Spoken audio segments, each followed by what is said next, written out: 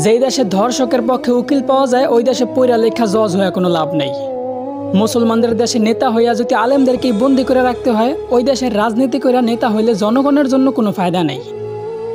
৯৫% মুসলমানের দেশে যদি মুসলমানদের কষ্টগুলাই তুলে ধরা না যায়, ওই দেশে নামি দামি সাংবাদিক হইয়াও কোনো লাভ নেই।